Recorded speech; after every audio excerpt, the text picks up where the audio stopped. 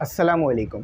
तो आज करेंगे review exercise 25 caught of a circle. ये चैप्टर यहाँ पर कंप्लीट हुआ। इसकी जो एक्सरसाइज थी ना 25.3 वो मोस्ट इंपॉर्टेंट है, उससे आपको एक लॉन्ग शॉट ज़रूर मिल जाएगा बोर्ड के पेपर में, और थ्योरम आए तो उसी से आ जाएगा। बाकी बहुत इंपॉर्टेंट एक्सरसाइज है, उसको नहीं छोड़िएगा बिल्कुल भी, और इससे आपको एमसीक्यूज इंशाल्लाह ज़रूर मिल जाएंगे, क्योंकि मोस्ट इंपॉर्टेंट जो बातें हैं कॉट ऑफ अ सर्कल से रिलेटेड वो इसमें बयान हो गई हैं। तो सबसे पहले जो है आप लोग बुक खोल लीजिए, बुक आप लोगों के पास होगी। अच्छा, मेरे पास जो है वो बुक पीडीएफ में है। आप लोगों के पास अगर बुक जो है वो पीडीएफ में नहीं है, वैसे है तो वैसे खोल लीजिए, ताकि हम जो है वो तमाम सवालों के जवाबात इजीली यहाँ पर कर सकें। ठीक है, एमसीक्यूज़ इसमें आपके पास कुछ ज़्यादा नहीं है, थोड़े बहुत एमसीक्यूज़ हैं, उसको करते हैं। अच्छा, मैं यहाँ पर जो है वो राइट आंसर लिख दूँगा और बराबर में पेज चलता हुआ आ रहा होगा, आप भी वही पेज बुक में खोल लीजिएगा। सबसे पहला एमसीक्यूज़ है आपके पास 1 कर है, रोमन में लिखा हुआ है ये बेसिकली। अच्छा, ऑल सर्कल्स आर ऑलवेज, अच्छा तमाम सर्कल्स आपस में क्या होते हैं हमेशा, तो तमाम सर्कल्स आपस में हमेशा सिमिलर होते हैं, यानी वो दिखने में तो सर्कल ही नज़र आएंगे। ऐसा तो नहीं है कि किसी सर्कल को देखो तो आप वो ट्रायंगल नज़र आ जाए, सर्कल्स ही नज़र आते हैं। तो ये आ गया आपके पास सिमिलर। ठीक है, सिमिलर। अच्छा, यहाँ पर मैं ना एक छोटी सी चीज़ आपको बता दूँ ग्रुप से रिलेटेड, कि आप ग्रुप में ऐड हो जाइएगा। सालाना फ़ीस है 1500। ठीक है, इस फीस में आपको तमाम सब्जेक्ट के notes, gas paper, model paper, live session, recorded session और तमाम मटेरियल वहाँ मिलेगा। अच्छा, अगर आप ग्रुप में ऐड ना होना चाहें तो आप 500 पे कर तमाम सब्जेक्ट के नोट्स बाय कर सकते हैं, या अगर आप चाहें तो सिर्फ 200 में तमाम सब्जेक्ट के गैस पेपर बाय कर सकते हैं। ग्रुप में ऐड हो जाएंगे तो नोट और गैस पेपर आपको ग्रुप में फ्री में मिल जाएंगे, उसकी फ़ीस आपको नहीं देनी होगी। ठीक है, अच्छा अब आ जाते हैं यहाँ पर, इसका मॉडल देख लेते हैं क्या कह रहे हैं।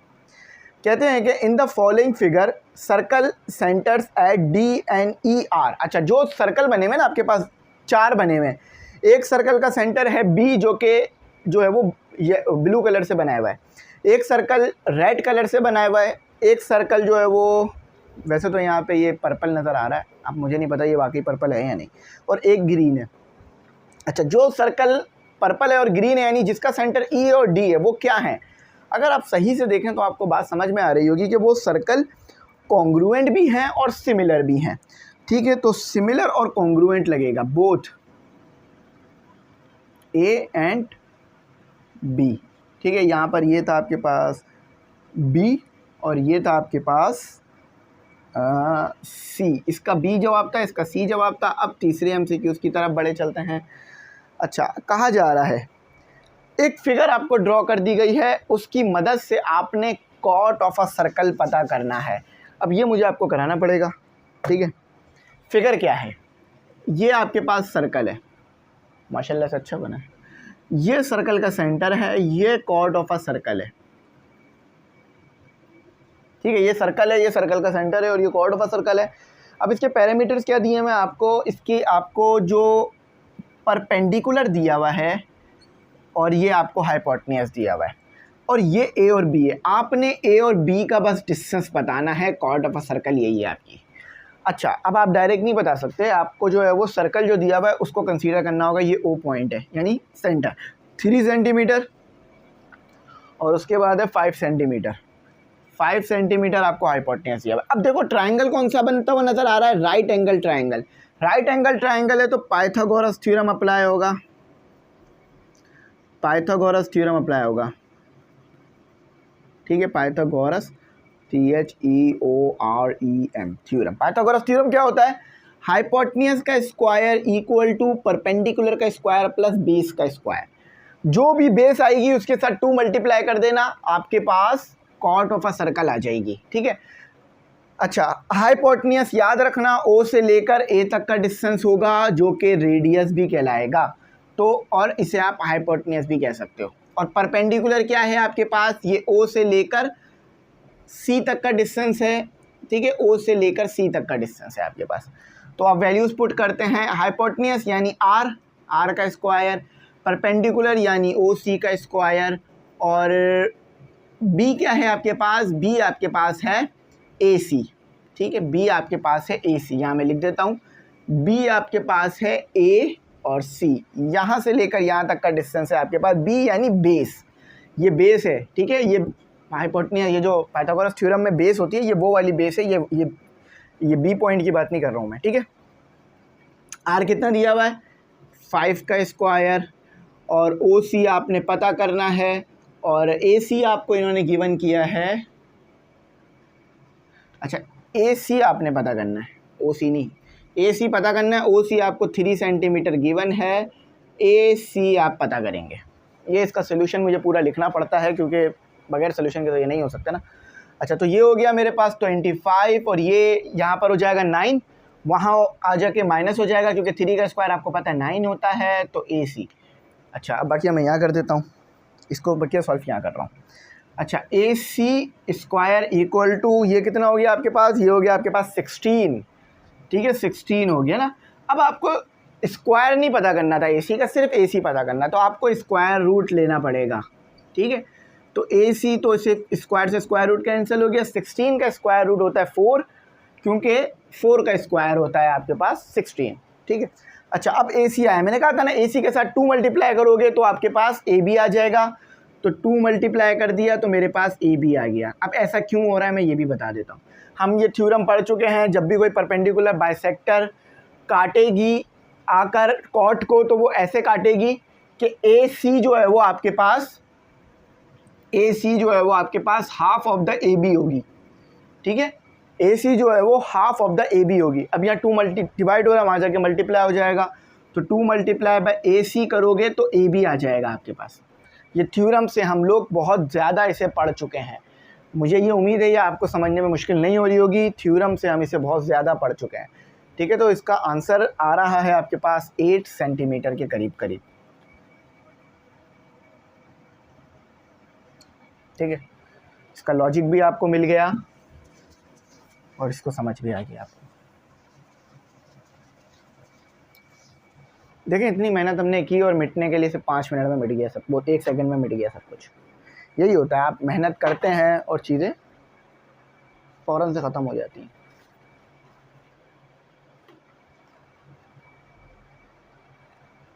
अच्छा, अब इसको आगे लेके चलते हैं क्योंकि हमने यहाँ पर तो अपना काम नहीं रोकना, आगे करते हैं।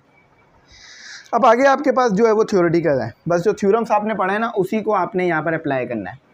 थ्योरम क्या पढ़ा था आपने, 1 and only 1 circle pass through 3 dash points. तो याद रखिएगा, कोलिनियर पॉइंट्स होते हैं जो एक ही लाइन पे लाया करते हैं। देखो, लीनियर का मतलब ही होता है स्ट्रेट, ठीक है। तो कोलिनियर यानी वो पॉइंट्स जो एक ही लाइन पे लाया करेंगे, और 3 पॉइंट्स होने चाहिए जो एक ही लाइन पे लाया करें। लेकिन सर्कल में लीनियर लाइन नहीं बनती।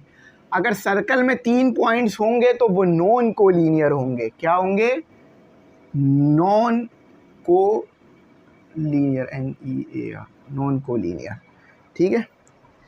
एक छोटी सी मिस्टेक है कि डबल L आता है, ठीक है। नॉन कोलिनियर ये आपके पास है B,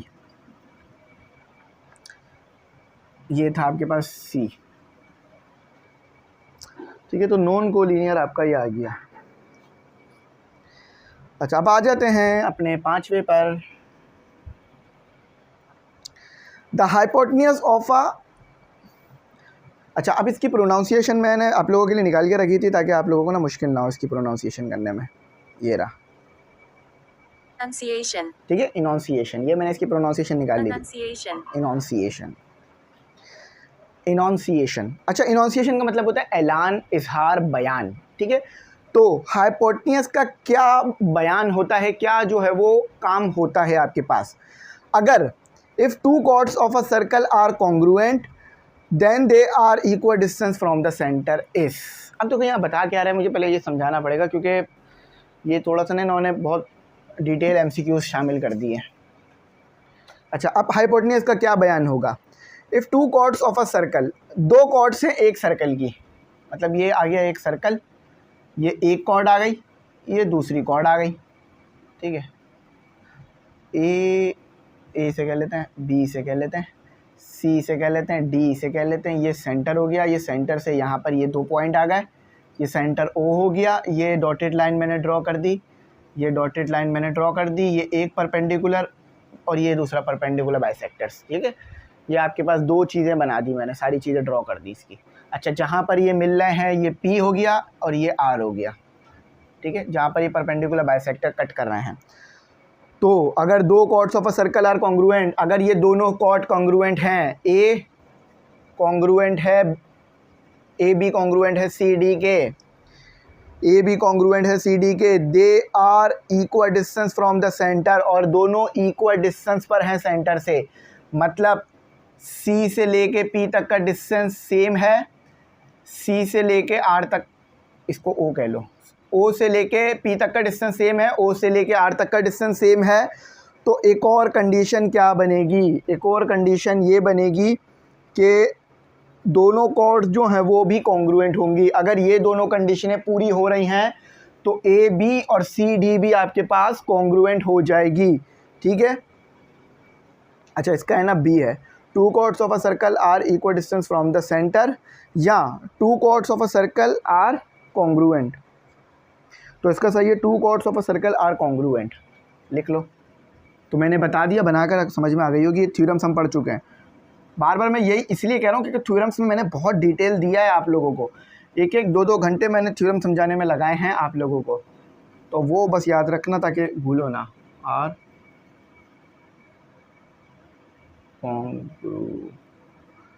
वैसे मुझे पता है थ्योरम पढ़ने की तरफ ना बहुत कम दिमाग है बच्चों का, लेकिन ये थ्योरम्स ही आप लोगों को मदद करेंगे आगे जाकर। मैंने भी थ्योरम्स पढ़कर ही इन सब चीज़ों को समझा है, आप भी थ्योरम्स पढ़ेंगे। अच्छा, अभी तो वो उसका पूछा था उन्होंने बयान क्या है, लेकिन इसका फाइनल रिजल्ट क्या होता है? अगर यही सेम सवाल है कि द कंक्लूजन ऑफ द इनॉन्सिएशन, देखें इसकी फिर प्रोनाउंसिएशन करते हैं, अनंसिएशन, ठीक है, इनॉन्सिएशन पढ़ लें, अनॉन्सिएशन एक ही बात होगी। The conclusion of a enunciation, if two chords of a circle are congruent, अगर दो कॉर्ड जो है वो सर्कल की कॉन्ग्रुएंट हैं, then they are equal distance from the centre, तो क्या होगा? अच्छा, अब इसमें ये होगा कि आपके पास जो दो कॉर्ड्स हैं, two chords of the circle are equal distance from the centre, तो ये जो दोनों कॉर्ड्स हैं ओ से लेके पी और ओ से लेके आर भी सेम होंगी। अगर ए से लेके बी सेम आ रहा है, सी से लेके डी सेम आ रहा है, तो ओ से लेके पी और ओ से लेके आर भी सेम आएगा, क्योंकि ट्राइंगल की कंडीशन लगेगी। तो लिख लेते हैं ऐसे, to chords of a circle are equal distance, ठीक है, इक्वल डिस्टेंस फ्रॉम, ये रहा आपके पास सेंटर, फ्रॉम द सेंटर ए, ठीक है, वो बी था, ये ए है। अच्छा, अब इसी का एक और बयान सातवें में आता है आपके पास, the hypotenuse of a enunciation, one and only one circle can pass through three non linear point is. अच्छा, अब एक आपके पास जो है ना सर्कल है जो तीन नॉन लीनियर पॉइंट से गुजर रहा है। फॉर एग्जांपल, एक ये नॉन लीनियर पॉइंट हो गया, एक ये नॉन लीनियर पॉइंट हो गया, एक ये नॉन लीनियर पॉइंट हो गया। अब इसका क्या बयान होगा, मतलब इससे आपको क्या समझ में आ रहा है? Three points are collinear, non collinear, one and only one circle pass through three collinear points, सिर्फ एक सर्कल बन रहा है इन तीन कोलिनियर पॉइंट की मदद से। तो इसका पहला ही सही है, पहला ही लगा लो कि अगर तीन कोलिनियर पॉइंट है तो तीनों के तीनों जो है वो नॉन कोलिनियर होंगे, यानी सर्कल पे मौजूद तो होंगे लेकिन स्ट्रेट लाइन नहीं होगी कोई।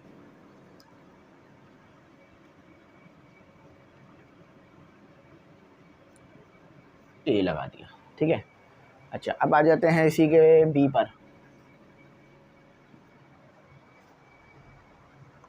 अब इसी के बी पर आ जाते हैं, सेम सवाल है, बस उसमें उन्होंने ये कह दिया इसका नतीजा क्या निकलेगा। मतलब अगर सर्कल है, सर्कल में तीन को नॉन लीनियर पॉइंट है, मतलब नॉन को लीनियर पॉइंट्स हैं, तो क्या होगा? अच्छा, एक ही सर्कल बनेगा। अगर तीन नॉन कोलिनियर पॉइंट्स हों तो एक ही सर्कल बनता है, दो तीन सर्कल नहीं बनते। तो इसका जवाब है थ्री पॉइंट्स आर कोलिनियर नहीं, one and only one circle pass through three points, one and only one circle pass through, ये लिखना पड़ेगा मुझे पूरा, one and only one CIRCLE circle, one and only one circle, one and only one circle passes, गुजरता है मतलब touch करता है, passes through, THROUGH, through 3 points, ठीक है। तो जब भी 3 नॉन कोलिनियर पॉइंट्स हो तो वो एक ही सर्कल बनाएंगे, 2-3 सर्कल ड्रॉ नहीं करेंगे, याद रखिएगा, ठीक है। One and only one circle passes through 3 points. थोड़ा सा इसकी ब्राइटनेस कम कर लो ताकि अगर समझ ना आ रहा हो तो समझ आ जाए।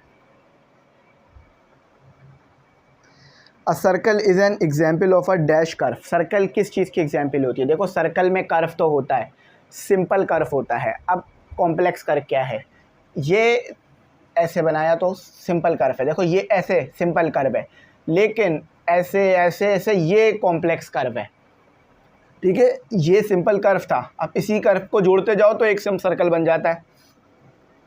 तो कर्व जो बनता है सर्कल में वो सिंपल होता है, साथ ही साथ क्लोज होता है। याद रखना, एक सर्कल सिंपल कर्व और क्लोज से बनता है। क्लोज यानी बंद हो, कोई हिस्सा खुला हुआ ना हो। अच्छा, क्लोज कैसे? कोई भी हिस्सा खुला हुआ है, सर्कल बनाता हूँ तो मैं कोई भी हिस्सा खुला छोड़ता हूँ? नहीं, हर एंड बंद हो जाता है। मैं बोलूँ ये स्टार्ट कहाँ से हो रहा है और एंड कहाँ से हो रहा है, आप नहीं बता सकते कि कहाँ पर सर्कल स्टार्ट हुआ है, कहाँ पर एंड हुआ है। क्यों? क्योंकि ये क्लोज है। क्लोज चीज़ को नहीं बता सकते कि आप कहाँ से शुरू हुई थी, कहाँ पर एंड। यहाँ पर ही हमारी एक्सरसाइज कंप्लीट हो जाती है। हाँ, ये थोड़ा सा मुश्किल थी एक्सरसाइज, रिव्यू थी ना इसलिए मुश्किल है। वैसे रिव्यू आसान होती है लेकिन यहाँ ये मुश्किल थी। तो मैं ये याद रखना, ये जो 3-4 पॉइंट हमने पढ़े, मैंने इसको डिफ़ाइन भी कर दिया आपको। एक बार इसे कंफर्म कर लेते हैं कि हमने काम सही किया है या गलत किया है, ताकि कोई गलती की गुंजाइश ना रह जाए। अब चेक कहाँ से करेंगे? इसके पीछे आंसर्स गिवन है लास्ट पेजेस पे। पेज नंबर बता देता हूँ ताकि आप लोग उसे ढूंढ लो और फिर खुद भी चेक कर लो और थोड़ा सा अच्छा कंफर्म हो जाएगा। अच्छा, पेज नंबर है 309। पहले का बी था, सही है जवाब। दूसरे का सी था, तीसरे का सी था, चौथे का जवाब तो मिल जाएगा, लेकिन इसका लॉजिक आपको मैंने दिया है, वो लॉजिक याद रखना। पांचवे का भी बी था, छठे का ए था, सातवें का लिखा बी है, लगाया ए है मेरे ख्याल से। सातवें का देखते हैं क्या है, सातवें में गड़बड़ तो नहीं हो रही है। हाँ, 3 points are non collinear. 3 points are non collinear, ये बी लिख गलती से बी ए दिया था लेकिन ये बी है, ठीक है। नहीं सॉरी, ए ही था, क्या हो गया, वो 8वें का ए था, सही है। 7वें का बी ही है, सही है। 7वें का ए ही है, सही है। वो गलती पहले भी नहीं हुई थी, अब गलती कर दी थी। 7वें का ए ही है। अच्छा, 8वें का बी ही है, अच्छा वो कंफर्म कर लिया। 9वें का ए है, ठीक है। बाकी सारे सही हैं, पहले भी सही थे, अब भी सही है। आप इसे लिख लीजिएगा ताकि समझ में आ जाए। इंशाल्लाह इसके बाद मैं ग्रुप्स का बता दूंगा एक और सेपरेट वीडियो में, वो आप देख लेना, ठीक है। Thanks for watching. अल्लाह हाफिज़। अपनी कीमती दुआ में मुझे ज़रूर याद